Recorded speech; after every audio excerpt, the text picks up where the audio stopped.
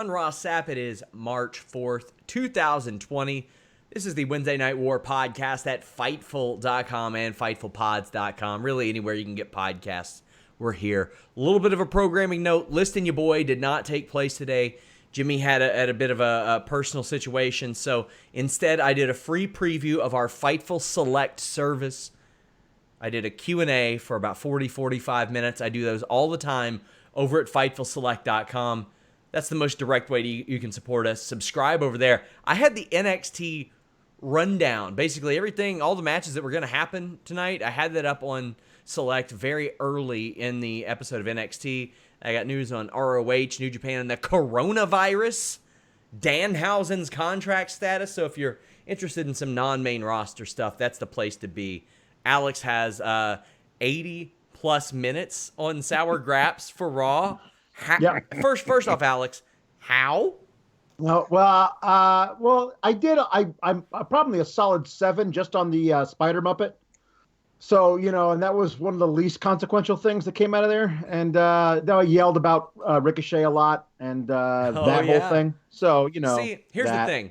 Anytime you go on a particular, violent rant, I need you to give me a time code. That way I can, because those... Sounds good. Those epic triggered rants, man, they do numbers. Indeed. They're pretty good. I'm going to do a compilation one day. We're also joined by Mr. Warren Hayes, who did a great job anchoring the AEW Revolution post-show podcast this past weekend. And you can catch him on Fridays with me. You can catch him all over his own stuff, too. I guess we can plug that. Warren, how you doing? I'm doing good. It was a fun night to get back into AEW, which is what I was watching. It was a good Fallout show, I thought. I'm ready to talk about it. It was good. Yeah, me too. Reminder, guys, we've just got a ton of interviews up on the site. I mean, it seems like every day I'm posting a new interview. Just go check them out. The easy way to do that is to go to Fightful.com or FightfulWrestling.com. Underneath the wrestling tabs, there's one that says exclusives, and you're just going to find a ton of stories, some of which other sites have picked up on, some haven't. I interviewed during Raw Lita, Christy Hemme, and Gail Kim the other night that talked about their kayfabe project. It is a women's wrestling program led by women. They say it's far from PG. They want it to be mature themed. It is a great conversation. They gave me about 25 minutes of their time. Definitely go check that out. But we've got AEW and NXT to talk about. Warren, one word, who won tonight? AEW. Alex. NXT. Ooh, I'm the deciding vote. And I'm very torn. Because if this were the last hour of AEW, I'd say AEW. If you said the most important things, I'd probably say NXT. And when I say this, I'm at a 51-49. I'm probably going NXT tonight. Although I think there's just a wealth of stuff in the middle of this show that meant absolutely jack shit. The open and close of this show really made it for me. And let's go ahead and talk about it. How come we have to say one word and you get the dissertation? Well, Warren, here's something you might not know. It's my fucking show. It's my show. My show. So we're talking NXT. I will say this. AEW is on fire right now. On fire right now. And upon a rewatch, because keep in mind, I watch these at the same time. Upon rewatch, I might change my mind. But we basically do this for the sake of deciding what we review first. Dakota Kai and Tegan Nox. Alex, I had some real questions about these two as in-ring performers going into this feud. I thought that Dakota Kai needed to find another gear. I thought that she needed to really accelerate things. And I was worried about Tegan Nox staying healthy. I don't need to worry about that anymore. Well, nope. Maybe not about Dakota Kai. You always got to worry about anybody staying healthy. And injury is always a freak thing, can happen like that. This ruled, and Raquel Gonzalez is great. Wow. I'm going to keep calling her Reina until they change it back, because it's a much better name than Raquel. Because as we said, Reina means queen and Raquel means Rachel. So yes. Reina's a better name. She's established herself as a fantastic heavy, a perfect heater for Dakota Kai, and I'm looking forward to her competing in ring in her own right and see how much better she's gotten since we last saw her do real work. Because I've heard she's gotten a lot better on the circuit they do in Florida. But I love the storytelling of this match. I thought it was really excellent. All the stuff they did back and forth. Tegan was in control, being really brutal about it. But the thing really started to heat up when Reina got involved. All the stuff around the door was really, really great. Dakota's, trying to do her running kick thing to Tegan, but missing and kicking the door into Reina, which I thought was going to be like, oh no, now Reina's mad at Dakota, but they refrained from doing that stuff. Reina getting involved, getting in there and blocking the doorway. So Tegan had to climb over. And at that moment I was like, I don't know if I like where this is going. Like, if you have to climb over, if you can't just go through the door, then go to the other side where she can't get involved. But then I realized what they did and how perfect it was. God damn, that was such a fantastic ending of Tegan being shut in the door as it's being forced all the way open so she can't climb down, and Dakota being able to squeeze out through the door. That was so creative. Like, it was one of those things I was like, I couldn't process it until I went back and watched it again. I was like, that's brilliant. I hate escape through the door cage match finishes unless you find a way to do it creatively and with urgency, and I loved that.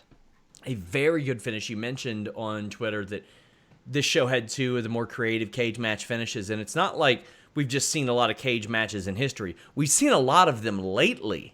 Yeah. Like, we've seen a bunch of them just in the last few weeks. So being able to do that is very cool. I thought this was an excellent match, a great way to continue this. Tegan seemed wronged, and it didn't hurt her necessarily. This is a good way to keep her strong. Somebody said this on Twitter, and again, this is very early to say something like this, but you never know where they could morph into. They were saying this could be the women's version of a Kevin Owens Sami Zayn feud, where it just lasts forever. They're always at odds with each other. You can't keep them on the same brand unless they're feuding. You got to separate them, that kind of a thing.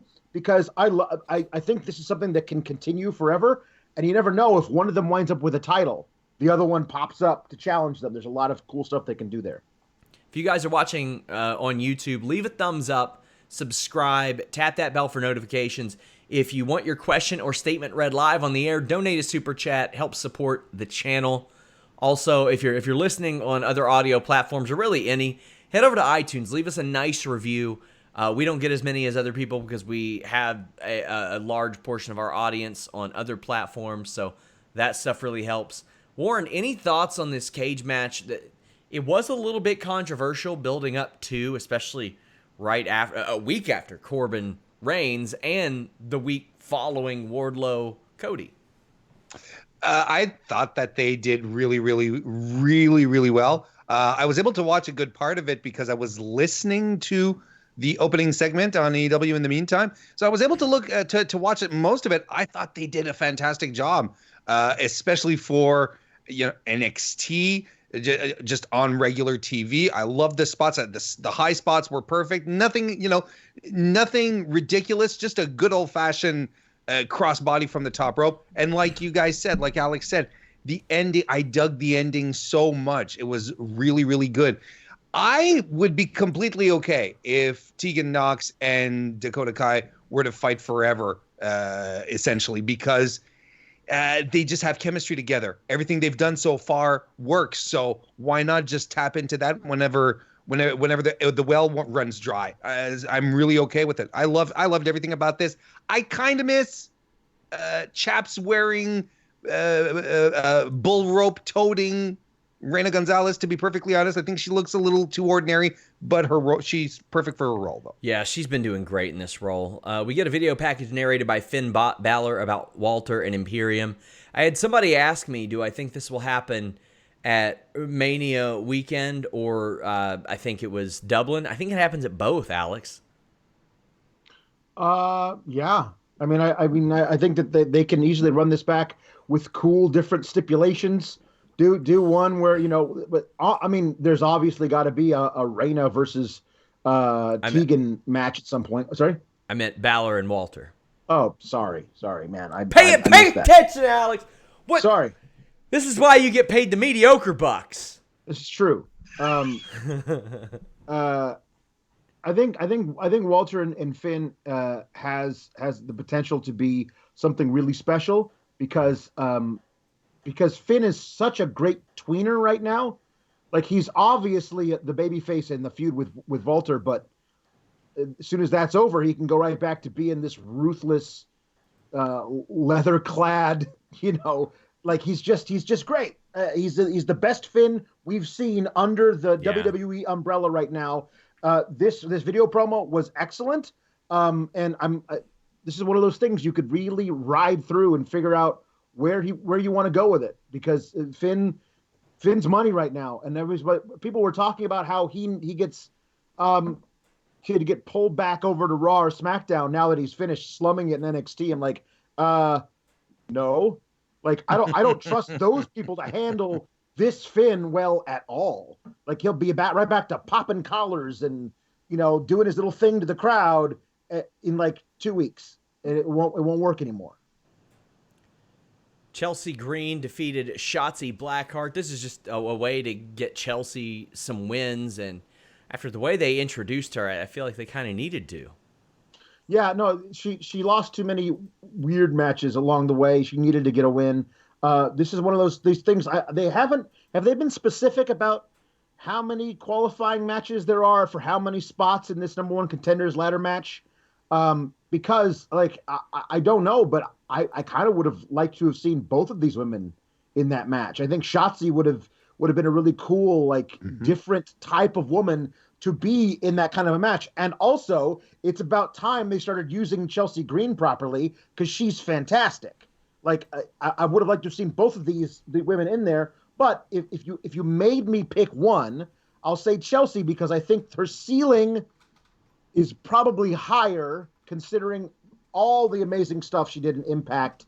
But I do love Shotzi, and it's one of those things where, like, that kind of gimmick can catch fire in Full Sail, and they'll propel it to a point where they have to start taking her seriously because she gets so over with the crowd. We saw a video from earlier in the day of Austin Theory talking, and he's interrupted by Isaiah Swerve Scott, who challenges him later in the evening. We'll go ahead and talk about that now. I like after they've introduced Austin Theory, now they start to utilize him. Now they're like, okay, he lost to Ciampa, and that's fine. But Swerve Scott, who is, isn't that far beyond Austin Theory on the totem pole in NXT as is, but comes with a little bit more regard, so to speak, from those that might watch NXT. I thought this was a smart match to put on, and it really shows sort of the embarrassment of riches that that this brand has, at least from in-ring talent. They could go away in having maybe some more colorful characters, but from an in-ring perspective, it is an embarrassment of riches. And like I kept saying, I think Swerve Scott, he's about to find that something that makes him just blow everybody out of the water. Yeah, the thing is, he has it. There's like he has it. He's amazing. I've been a huge fan of Swerve Scott for years. I loved him in Lucha Underground as Killshot, the masked black guy luchador, which is a really cool thing that they did with him. He had one of the damnedest hardcore matches I've ever seen with Marty the Moth Martinez, where just crazy, amazing spots they did in that match. This guy's really, really talented. I think Austin Theory has a very bright future. I think Isaiah Swerve Scott is the guy you ride with right now. So I'm not sure that I love the outcome of this particular match. I think that they need to be pushing Swerve further up, higher in this echelon of guys in the mid card who could get a push. I'd go for Swerve before I would go for Austin Theory just now, because Austin Theory again has a very, very bright future. But he's got the look, and I agree he's talented. I think that Swerve is just so special if they give him a little bit of a nudge He'd be so great. We also saw Keith Lee come out, and I'm going to toss it to Warren on this one. Because I gave you the fair heads up, Warren. I told you were about to be very happy. After Keith Lee comes out, Cameron Grimes follows, full hat in tow. And I got to say, I loved this promo. This might have been the one thing where I was like, okay, this complimented the 2 cage matches enough to set it over the top for me. Because Cameron Grimes got a level of heat that you could not have expected. And the thing is, he was great with it, and Keith Lee was great with it. I thought they both over-delivered. I thought they both overperformed. And I like that they're saying, you know what?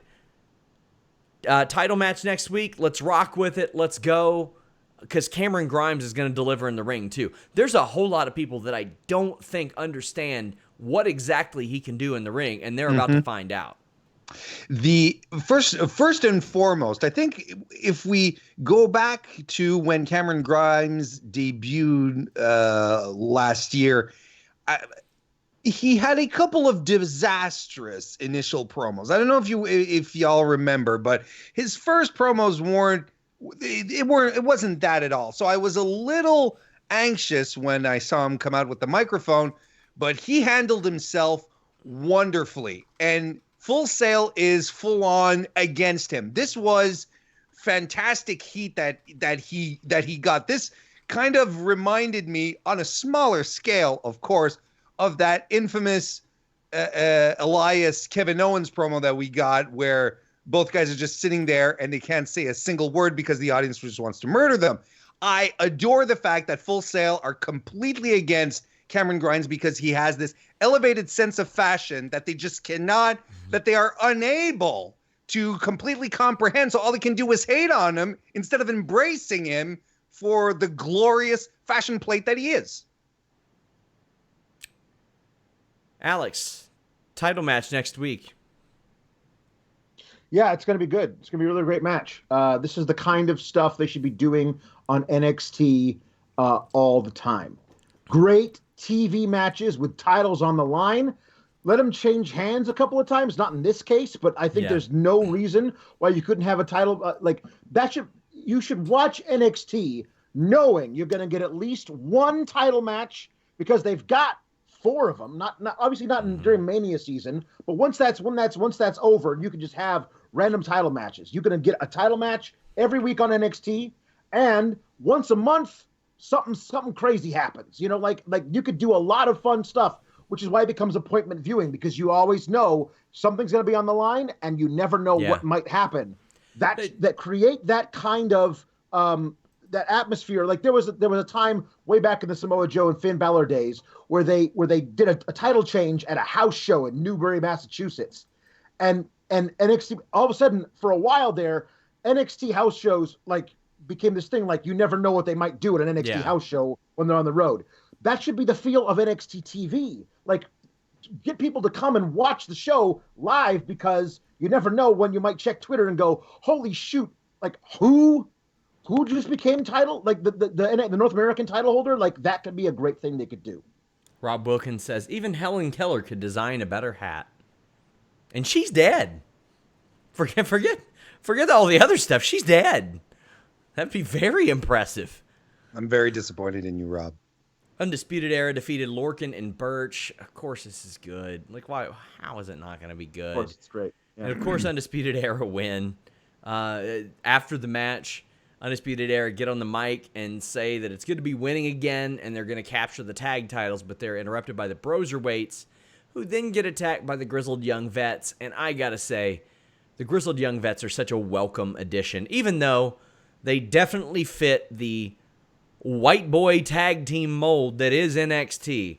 Like, give me some diversity on this show, please. Yeah. It legit looks like you're at a Mike Pence fundraiser if you were to like look over the tag team division.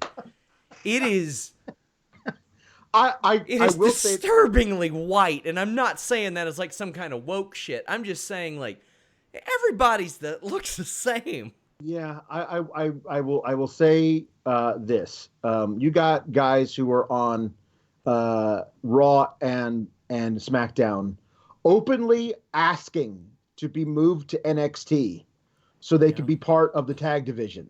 Like Ali and Alexander are like, hey, wouldn't it be kind of cool if, you could go to NXT and be part of this awesome tag division? And they're like, hey, we want to go. Let's go together. And like just openly saying, please.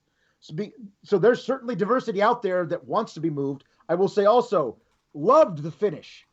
Only Lorcan doing his running back and forth between from corner to corner, doing his running uppercuts, and gets caught in the middle by their by the UE's finisher, by O'Reilly and Fitch's finisher. That was awesome. Danny Burch, I just love. Yes, you're right. They're all completely the same, but he feels so unique. He feels like a Guy Ritchie character. Like just bald and just like he's got years of just like, you feel like he fought dudes in alleys when he was 6. Like that kind of look on his face. I love Danny Burch so much. Also love Matt Riddle coming out and speaking for Pete Dunne, and just being the only guy who even holds a mic, and how that's immediately echoed by Zach Gibson being the only guy who's allowed to talk for the Grizzly Young Vets. I mean, I don't watch a lot of NXT UK. I've never heard James Drake's voice. Like, is he a functional mute? Like, he never has the mic.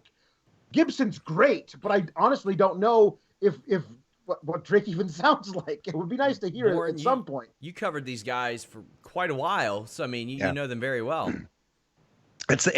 James Drake speaking is beside the point, Alex. It's so the beside the point. No, you've never heard his voice either. It doesn't matter. It doesn't matter. You clearly have one of the better talkers in the company, and a guy who is a natural heat He magnet. is the Bob in this Jay and Silent outfit. There you go. I do love Gibson just because he has one volume. That's the only volume, and it's like a 12, and it's just like, we are the Eagles of Young Veterans, and we are soon to be recognized as the world's number Look one. at that. He's white and he's got a beard too, Sean. Look at him go. I believe that title change was in Lowell, Massachusetts, not West Newbury, unless they did it at John Cena's house. Very, very possible that I mixed up the towns in Massachusetts. Thank you to Throwback from for years ago correcting us with that. Johnny Gargano, he's doing a sit down with Morrow. Johnny gets increasingly agitated over the questioning. Calls Morrow a liar and gets in his face.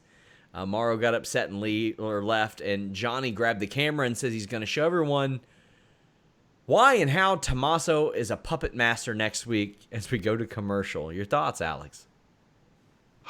I really liked a lot of this, and then also kind of got iffy in it at places. But I really did love the beginning of it, where like Gargano was like, "You and I have known each other for a long time, Morrow." And I was the only one who came to the opening of your documentary that you did, and Morrow says, "You know what?" And that meant the world to me, Johnny, and I thank you. Like, there was just two guys having a conversation, and then you see how Gargano's mind is leaving him right now. Like, he's so out there and crazed by all of this stuff with Ciampa. Like, honestly, like I love the idea of like, you just think about the psychology of it. Like, Gargano was always really the good guy in that feud between him and Ciampa. Like, it got iffy with the whole he attacked Aleister Black thing, but like, he always at least thought of himself as that. Ciampa turned on him. Ciampa like tried to injure him. Yeah. And the idea that Ciampa could go away for a while and then come back to a hero's welcome. Like he and I kind of buried the hatchet, but he's always been the bastard. Like, why doesn't everybody see this? I feel like Johnny Gargano feels like he's taking crazy pills. Sure. And that's a really great way of making him lose his mind as well. And just him getting up in the face of Morrow, and Morrow being like, I'm uncomfortable here, I'm just going to leave. I thought that was all really good, and it made me uncomfortable, which is why I was iffy about it. I think it's probably, therefore, a very effective segment, but I did feel uncomfortable watching it. Tag titles are also on the line next week. We have the steel cage matchup next. The North American Championship is on the line next week, as mentioned. Velveteen and the tag titles are on the line next week as well. Okay, sorry about that. It's undisputed, or it's who? What's the tag title match for next week? It's UE versus the Broserweights. Okay. I expect it to end in Grizzly Young Vets run in, and us to get a triple threat of some kind in the future. Yeah, sorry, our recap was a little bit wrong, but steel cage match. Velveteen Dream did not defeat Roderick Strong. Could have. We get to the end of the match, and Velveteen Dream is up on the top of the cage, and I, honest to God, thought he was about to jump onto the pile outside, and I was like, please don't. You just came back. Don't do it. But instead, he ends up jumping to the mat, which was also gnarly, and pushes Roderick Strong out of the ring so he can win. Also, he can lock Adam Cole in. Now, I have positives and negatives of this. One, I don't think Dream should be rewarded for losing a match in any way that he lost it. However, it is a way to maybe goad Adam Cole, and that's how I would like for it. I would like Dream to get inside of Adam Cole's head so much that Adam Cole wants to fight Velveteen Dream. I don't want Adam Cole to be a coward all the time. He's a very good wrestler, and he needs to want to fight Velveteen Dream. That was the thing about Goldust back in the day. Well, for whatever means, he would get into your head to the point to where you would want to fight him. And I think that's what Velveteen Dream can do. But I do like the idea of Dream and Adam Cole. How do you feel? I liked the cage match, and I loved the end. I agree with you. He shouldn't be necessarily rewarded for losing the match, but if the end goal was just to get some alone time with Adam Cole, it was perfect. Like, goad them all, like, to come in the ring and then get everybody else out. Throw out Roddy. I don't care if I lose the match, because it's not about that. It's about kicking the ass of Adam Cole, who we all know is the ringleader of all these guys anyway, and just happens to have the NXT title around his waist. Perfect. And I believe you're correct that Adam Cole should be should demand that Regal give him a match versus Velveteen Dream to punish him for what he did, to make him look bad. But yeah, this was all really, really great. And Dream's smile to the guys on the outside after he locked the door with the handcuffs was just so perfect. As I've said many times, Dream is the kind of guy you can build this show around. He can be appointment viewing. People would want to tune in to see whatever Dream does every week. There's something about the setting of NXT, that dark setting, that doesn't fit Velveteen to me. I think he's such a colorful character. Mm-hmm. I do think that the production of an AEW would fit him better. That's why I wish NXT would turn the lights up sometimes. I get they want to stick with what brought him to the dance, but that was NXT. Did you guys see my epic triggered rant on Denise last night? She did not know that Mark Wahlberg used to be Marky Mark. She had no idea. Didn't know about any of that. Can you believe that? I saw it. You saw it. I saw it. I was frankly disappointed. Man. Yeah. What are they teaching kids in school these days? I don't know. And there are a lot of people that use Mark as a derogatory term, but I don't think so. Because quite frankly, if you want somebody to become a Marky Mark for your erect penis and enjoy the performance from your funky bunch, well, let's give them the good vibrations of your dick. Thanks to BlueChew.com and that code FIGHTFUL. Blue Chew brings you the first chewable with the same FDA-approved active ingredients as Viagra and Cialis. So you know they'll work. But you'll be able to come on whenever you want. That's right. That performance is going to be top-notch. You don't have to have a problem to use this stuff. Go number 1. Platinum with that dick. BlueChew.com, code FIGHTFUL. And let me tell you, it's a lot cheaper. It's a lot faster. It's a lot more effective than those other guys. Because you don't have to wait in line at the pharmacy. You don't have to wait in line at the doctor. You don't even have to call to make a doctor's appointment. It's prescribed online by Blue Chew affiliated physicians. get straight to your door. You know, like you used to have to go to Sam Goody to buy a CD, to buy your Funky Bunch CD. No, now you can get it right to your door. Same thing with Blue Chew and your erect penis. And it's ready when you are. Whether that be, I don't know, 1991 or 2020. I'm assuming you have a time machine if you're going back to 1991 to use your erect penis. But I'm not here to judge. I'm not here to judge you, what you do. Just, keep it legal, my friends. I will say it's very ironic that you mentioned that, Blue Chew comes right to your door and you have to go out to Sam Goody to buy your Marky Mark CD. I believe I actually got the Marky Mark CD sent to me via Columbia House. This is like Columbia House for your dick. Because here's the reality, Alex. Nobody ever paid for Columbia House. No. Nobody ever paid for Columbia House. And here's the thing. I'm not making you pay for Blue Chew right now. Because when you use the code FIGHTFUL, you get it free. Yeah, Columbia House cost a penny. Yeah. Blue Chew is free. That's 100% less. This is cheaper than Columbia House. You're going to get good vibrations for cheaper than Columbia House. When you use that code FIGHTFUL, just pay $5 shipping. Let them know you heard about them from us at Blue Chew. I don't see y'all doing that enough. Say, damn, that Blue Chew read from Sean Ross Sapp was awesome. Sure, they're signed up for the rest of the year. But let them know why they need to sign up through 2024, 2025. I want them to hit me with the AEW on TNT deal. Damn. I'm telling you, all you got to do is pay free. You won't get 12 CDs, but you know what's coming. CDs nuts. There's some pun there, I'm sure. AEW Dynamite after Revolution. I can tell you guys, I was at Revolution.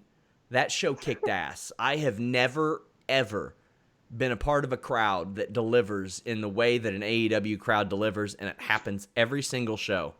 TV, pay-per-view. Pay-per-view is obviously better, but TV does it too. And can we talk just for a second on why, Sean? I think it's important to underscore it because of the connection that AEW created while they weren't even AEW, when they were called the Elite over in New Japan doing BTE because they were bored out of their minds and they wanted to get themselves over. The connection that they've created just by going to the grassroots fan and building their YouTube channel, building their presence, it's literally something that was built from the ground up. Jon Moxley touched on it when he won the title on Saturday, and again tonight. And it's even more truth. There's even more truth to it, when the cameras turn off and they get AEW super fans in the ring, it's the exact same thing. Then these pictures get tweeted out. People get excited about it to look at it on Twitter. That's what their whole MO is, as opposed to another company who will uber protect their talent and try to say, oh, yes, we love our fans, but not really show any real love to it. This is just part of their strategy, and it's working real, real well because you have crowds who are invested in the product. And it's a thing that they've been doing even before AEW was a twinkle in the Elite's eye. So the show kicks off, and this is a good show. Wasn't expecting anything else but a good show from these guys. And I'm sure upon second watch, it'll be even better because there's going to be little things that I miss. Chuck Taylor against Pac, a good match and a natural match to put these two together because of the awesome match that Pac and Orange Cassidy had. Pac ends up winning, and damn, this was so good. And I'm kicking off with this for a reason because there's a lot of stuff that I got to tie into one segment, so to speak. Sure. We end up seeing another heel stable out of this. And I'm okay with it because, quite frankly, I'm not interested in the Lucha Bros by themselves or any. I'm burned out of them. One, I saw them on every goddamn wrestling show for 2 years. They were like the Tommy Dreamer of every wrestling promotion. You got a battle royal, Tommy Dreamer's showing up. You got a tag match, the Lucha Bros are showing up. I thought that Chuck Taylor did awesome. I loved how much commentary sold that pile driver out of the corner. And they did that the right way. I hate fewer things in wrestling than a pile driver getting kicked out of. Because I think it is the single most gasp-worthy move in any way. A pile driver, because we've seen it hurt people, paralyze people, break people's necks. But what Chuck Taylor did to kind of cover for it, and I don't know if it was conscious, I'm going to assume it was because he's really good, he barely covered Pac. He was so tired. Tony Schiavone said, man, that was a bad cover. He said, I hate to be critical, but he had a lot taken out of him. He only covered one shoulder. Pac was able to get that up too easy. Damn, that's good shit. That's the stuff that I watch wrestling for. I like things to make sense. After the match, Lucha Brothers hit the ring and attack everybody. Pac grabs the microphone to declare himself and the Lucha Brothers the Death Triangle. This was an awesome segment, and even by the time I'm done reviewing this, I might change my mind on who won tonight, just because I remembered how good this was. This was great, Warren. It was a great match. A lot of people out there don't like Chucky T, and I don't get it. I don't understand why. He's a storyteller, and I agree. I think that him sloppily pinning Pac was not an accident. I think it was part of the program. Pac getting a faction or being a part of a trio is amazing. I think it's going to add a little extra personality to him that I think is missing, and then at the same time, it's going to reinvigorate our desire to see more Lucha Bros. But let's be honest, I think we're all a little tired of Pentagon. I think that's mostly it. But I like the idea of there being multiple factions in AEW, maybe taking a page from New Japan and having all these groups around. I can dig it. Now we have the Inner Circle. We have the Death Triangle. So we've got a lot of geometry based. Jurassic Express, Inner Circle, SCU, Best Friends, Dark Order, Nightmare Family, the Bucks and Kenny. There's so many, and I love it.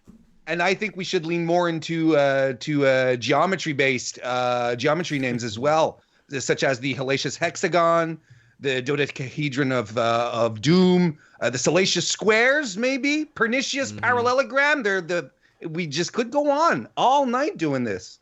Yeah, I'm looking for the female stable, the Queens of Quadrilateral. I think that'd be a good one. That's fantastic. That's a really good one. Maybe the Sean Ross Rhombuses. I think that would be the Sean Rhombus Sapp. Okay, there we go.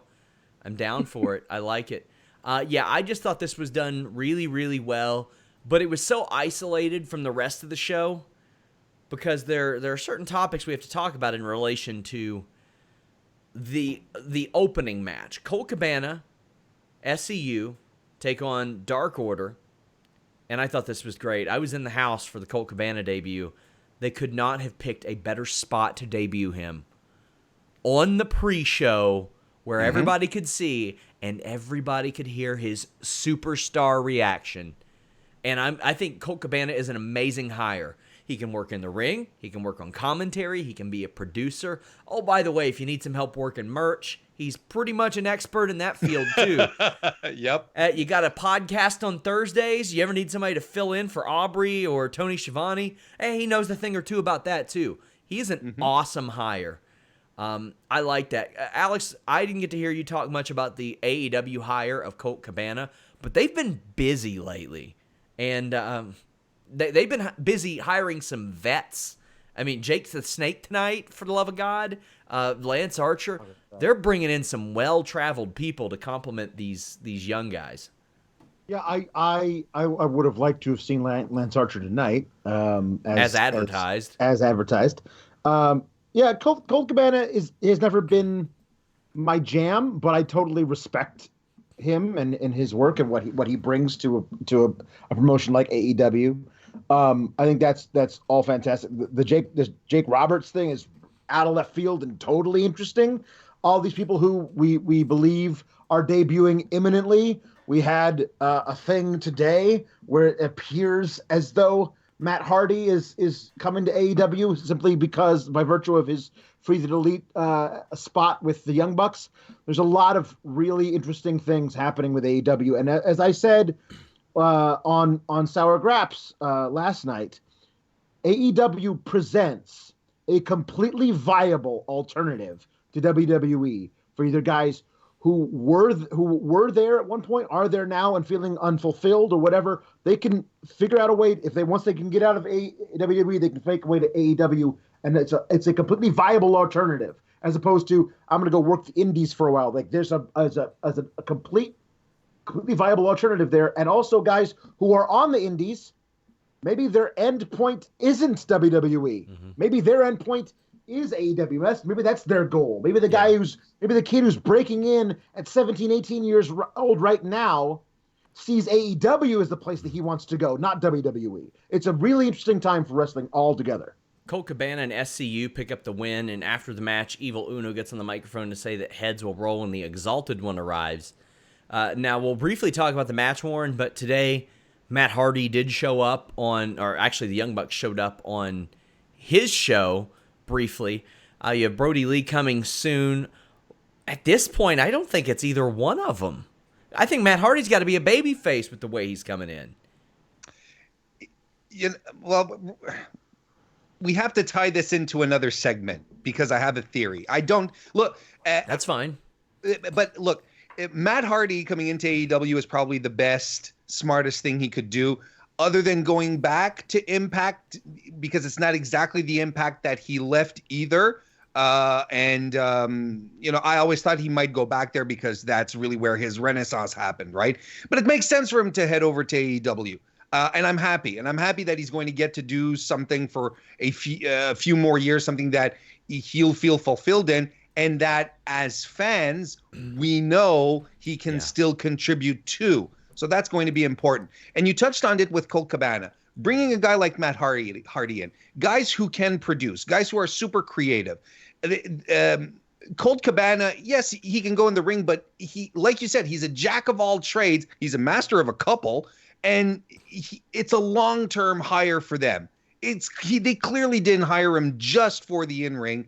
He's got a lot to give and a lot to bring to a company. And I think it's the same thing with Matt Hardy. I think, Matt Hardy is not, it's not the same Matt Hardy that we had 10 years ago, 15 years ago, 20 years ago. Of course, he's a little more banged up. He can't go as much as he can, but that's not the point. You want a guy like Matt Hardy to sort of help guide along a guy like Jungle Boy or Darby Allin. That'll just help elevate their understanding of how a ring match is, a wrestling match is structured.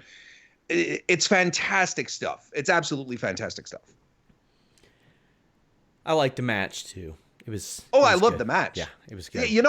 I kind of like SCU better when they're a trio. I find that they're a lot more fun. Their offense is a lot more explosive. It had been a while since we had seen all three wrestle, and it was refreshing and was good. I really like SCU as a trio.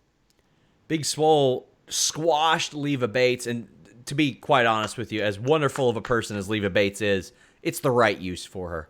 And quite frankly, she's just not at the level of a lot of the other women. And Big Swole is, and Big Swole should have had a win. We do have a question from Dante, who sends a very generous super chat. Thank you, Dante. He says, I liked most of AEW Dynamite, but I feel like we're one step ahead, two step backs with the women's division. 3 to 4 minutes on a 2-hour show. Where are Bia, Jamie, Sadie? It's hard to build with 2-3 hours a week, but I feel like they can do more. Well, one, Sadie is nowhere near television ready. And I mean, no, she's not. Nowhere. She basically got hired off of clips, from what I understand. They're still sending her through training. I don't think that Jamie is signed. I don't even think she's got a contract. Jamie Hayter's not around anymore. Yeah. She's not. So that they're just not there. Bia she's busy in Stardom. Yeah, she has been. I don't think she's wrestled there for a couple weeks, but yeah, that's where she's been she's loaded with Stardom too. Mm-hmm. And she lives in Japan. Her boyfriend lives in Japan, so there's a lot happening there. Yes, and I will agree.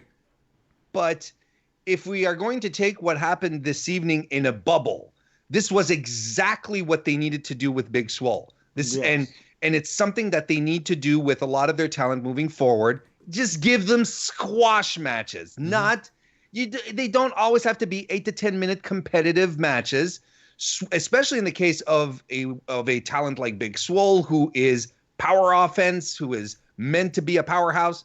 Just let her run through someone. And that's how you build a star. And this is something we've talked about a couple of times on the show. Despite how much we love AEW and their approach to building matches, not all matches have to be 10 to 15 minute competitive things. They can be shorter, especially if it is to establish stars, establish people that you're supposed to care about. This is how in the case of Big Swole tonight, and I will even argue in the case of Jake Hager later on, this is how you make people care or understand why you need to care about these people. It's not necessarily always a 15-minute marathon they need to run. Just a well-placed squash. It was the perfect use of Big Swole tonight. I thought so too, and you need that. Also, Britt Baker on commentary, very good. Oh man, like I think it was JR or Tony Schiavone that said, "We've heard the inspiring story of Big Swole," and she's like, "Whoa, I'm a dentist. I went through medical school while I wrestled, or I went through dentist school while I wrestled. That's inspiring." And I was like, "Okay, that's good shit." I love that they've taken them beating us over the head with it, and now she's beating us over the head with it. And now the commentary team's like, yeah, it's not that exciting to talk about, actually, the dentist thing. Mm-hmm. So that was very good as well. Cody promo. He says that he doesn't know that he can take everything after losing to MJF. He wants MJF to come to the ring and tell him that he won fair and square. And Jake the Snake Roberts sounded like he smoked a carton before he got there, comes out and says that he's tired of listening to Cody cry and bitch. Now, the catch-22 of this is when you have a legend like this come out, they're going to get a pop, that respect pop. But Robert says it took him 20 years to get clean and right, and he's not going to be a nice boy and play right anymore. Let me tell you, I don't know how I feel about having another 80s star come in and work as a manager, but that remains to be seen. We'll see how it goes. They do it a lot, but here's the thing. If it's good, it's good. I don't care. Mm-hmm. This, Alex, did you get to see this promo? Oh, yeah. No, I as soon as I saw it was Jake Roberts, I was like, let me figure out where this is so I can go back to it during an NXT commercial break. And I watched the whole thing. This seems like a thing that we get your quick input on. This is a far cry from Bret Hart introducing the AEW title belt. Like, there are, quite frankly, there are some people that lose it even with promos. Jake has not. Yeah. No, man. This was great. I personally, as an old stage actor who cut my teeth doing Shakespeare, I loved his mocking of calling Cody Hail Caesar. Mm-hmm. I come not to praise you, but to slay you. That was so great. I loved all that. I'm very intrigued as to who his client is. But I love this little dig at Arn Anderson. You can have that one trick pony Arn Anderson out there. That's great. And I loved the last line. You know, a wise man once told me, to never turn your back on a man you respect or a man that you fear. And then he turns his back on Cody. That was like, ooh, so friggin' great. I'm totally here for whatever they do with Jake the Snake Roberts as a manager talent in AEW. I think it could be great. Warren, what did you think of this? I thought it was an interesting approach, and I've got a little bit more to say about this after the MJF thing, which we'll go into. I mean, we might as well roll that into this right after, but Jake Roberts.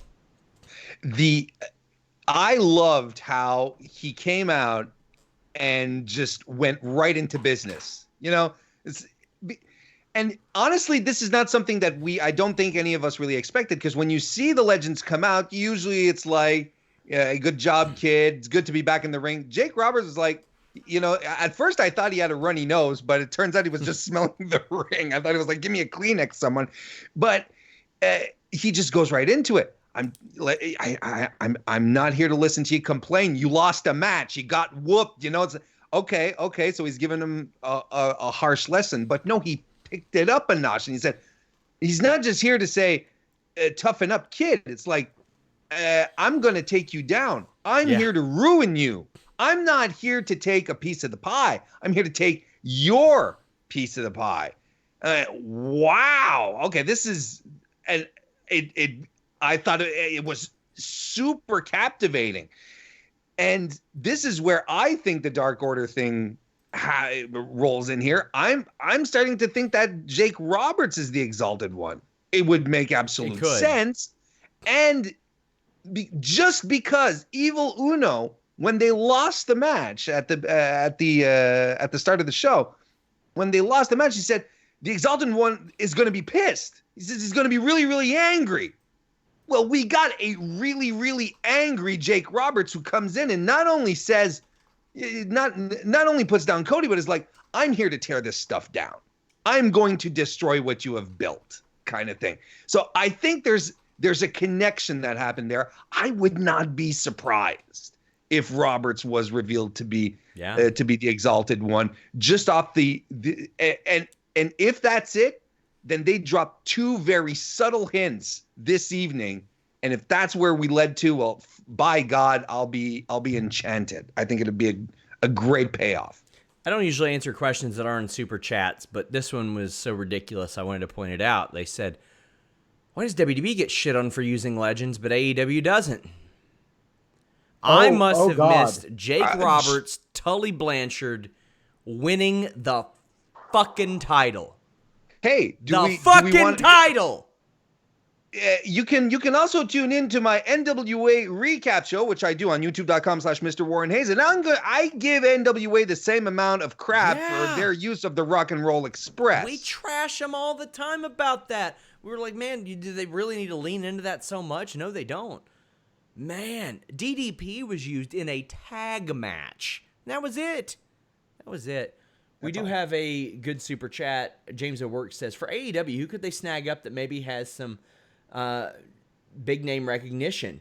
Maybe like the WWE's former Caitlyn. If you're talking about the women's division, I don't think they should snag up anybody because they've got too many people they're not doing anything with. If I look outside the company at people that could be brought in, sadly, the most prime name, I think, is Kylie Ray, and she ain't going back, I don't think. But as far as other women that they could bring in, Layla Hirsch, Solo Darling is very good. Jody Threat is very, very good. Jazz is still out there. Jazz has had some consistency issues, though, like as far as being able to stay in the ring. But I could see her coming in for once. Ivelisse is still out there. Ivelisse is still out there as well. There's quite a few people. If you mean other than women, I don't know if there's a ton of people that haven't been done to death. I mean, I could see them bringing Nick Gage in for like a one shot or something, like for a special appearance or something like that. But I don't know if there's anybody. I think they need to stick with what they're doing. Early on, when I talked with people at AEW, like when they would hear about Hideo Itami asking for his release before he was Kenta, they were like, no, we don't want to lean too heavily on that. We will at times if it calls for it, but they didn't want to lean too heavily on the ex-WWE people. I know that some people will hear that and go, well, but they got like 5 people that used to be at WWE. What are you talking about? They don't want to pick up everybody. So there you go. FYI. QT Marshall got beat. So at the post show scrum, Brandy Rhodes goes, how come you all haven't asked how QT Marshall throws that apple up in the air and catches it? And then QT throws his phone up in the air and does not catch it at all. There's a clip of that on my Twitter. Jake Hager wins. Yeah, sure. Inner Circle ends up beating up both of them. But then Cody hits the ring in a jacket, which I understand you didn't like, which is horseshit. No. You misunderstood. That's the thing. The jacket is so nice and fit. Nice and well, tailor-made for your boy Cody. Cody, just take the thing off before you start roughhousing. He looked to me like a superhero that didn't have time to change into his like like how Clark Kent, like he'll still whip your ass outside of his Superman clothes, I bet. Sure. He just didn't have time to slick his hair down and take his glasses off and he hit the power slam. Matt Jackson shows up. Kenny Omega and Nick Jackson are not there. Hangman Page shows up. Cleans house, flips off Matt Jackson. Now, this is after they hyped up that tag match from last Saturday appropriately. They didn't have a quote from me, which horseshit, but still, probably nothing that I would have said about that match live would have been suitable for TV because I was in awe of it. I liked everything about this, right down to QT Marshall with his new Nightmare family getting that ass whipped. I liked it. It was all good. And look at how fantastic, how they continue down this magnificent path into making Hangman Adam Page a superstar. He hits the buckshot lariat and the place becomes unglued, Sean. It's ridiculous. They're doing such a good job. Plus, continue adding some seeds where he starts arguing with Matt Jackson, whom both of which last Saturday were the hotheads on their respective teams, right? And it's still there. The tension's still there. They flip each other off, and Hangman goes to drink in the audience, and boy, he was collecting the drinks as he was going up the ramp.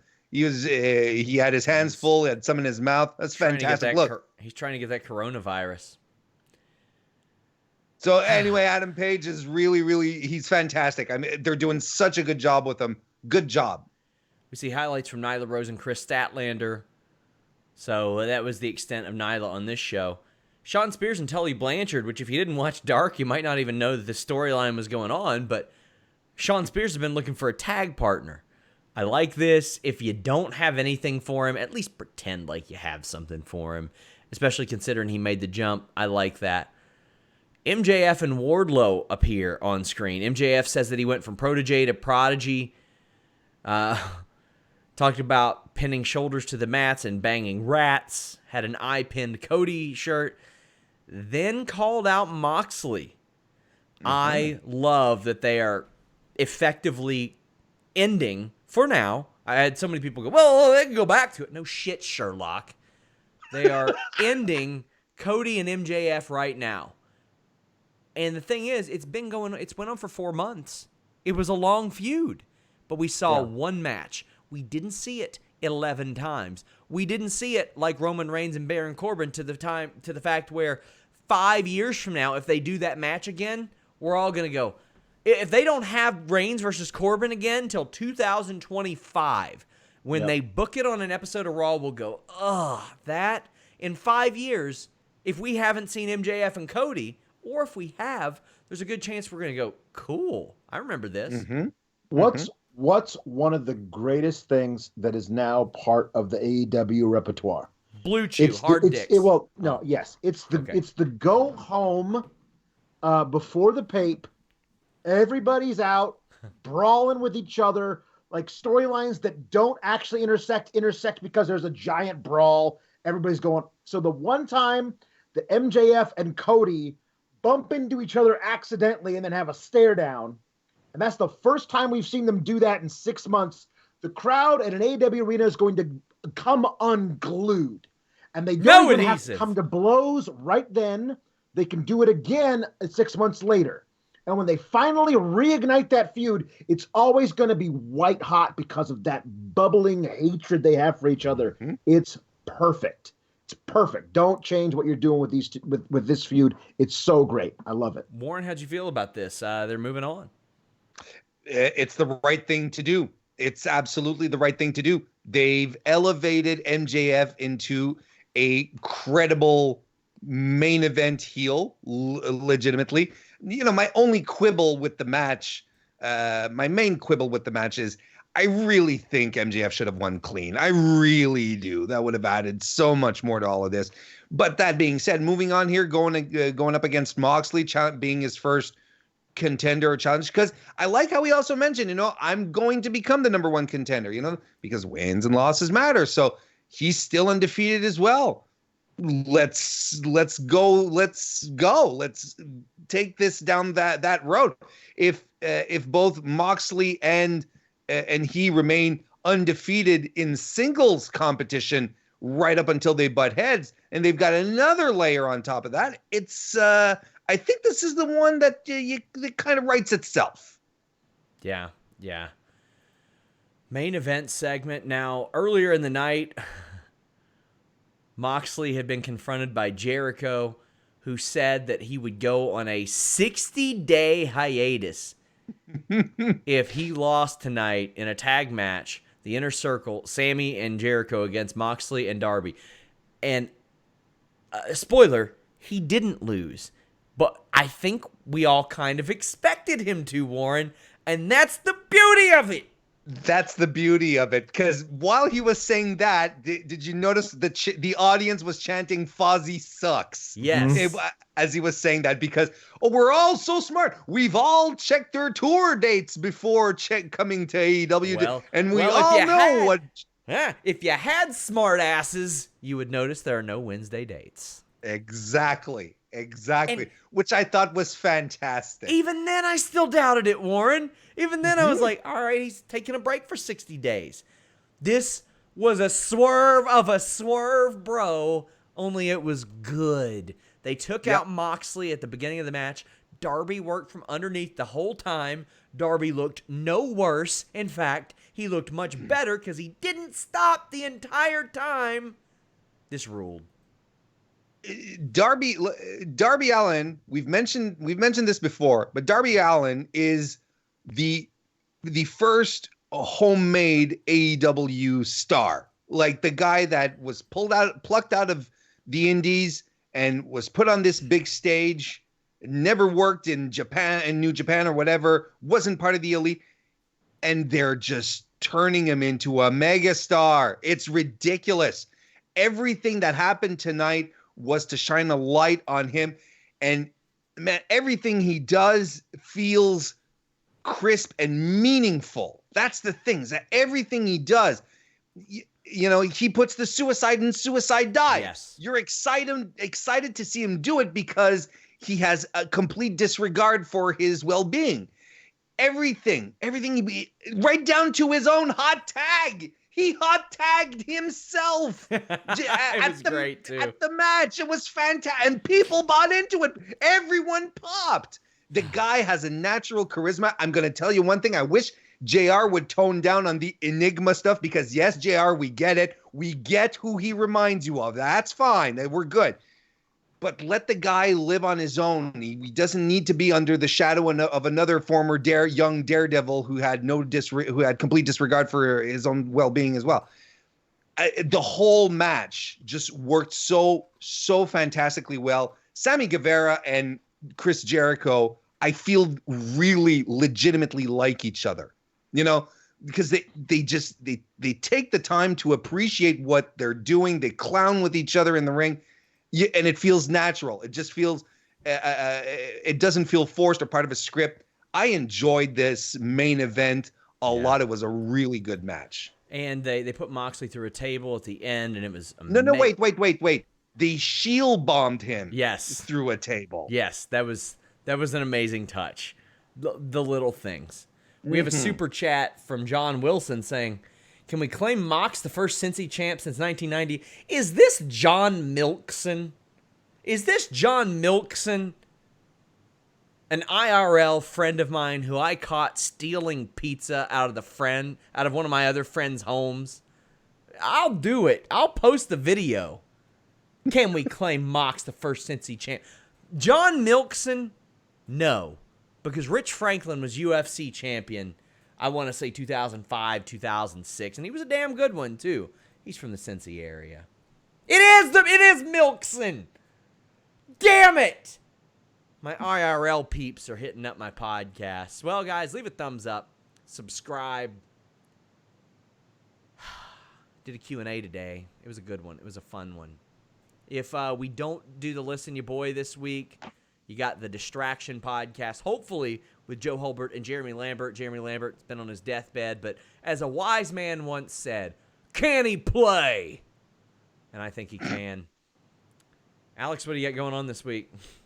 More ranting at SmackDown for having the same match 3, 4, 5 weeks in a row. And hey, it's the least important Elimination Chamber pay-per-view ever. Let's all not watch it. I have never been less excited to cover a weekend full of events than this SmackDown, UFC Saturday night, which, by the way, has a guy who's lost 3 of his last 4 fights challenging for a title.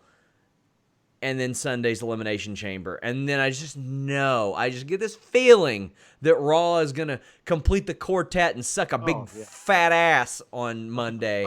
Of course it is. Warren, let the people know where they can find you.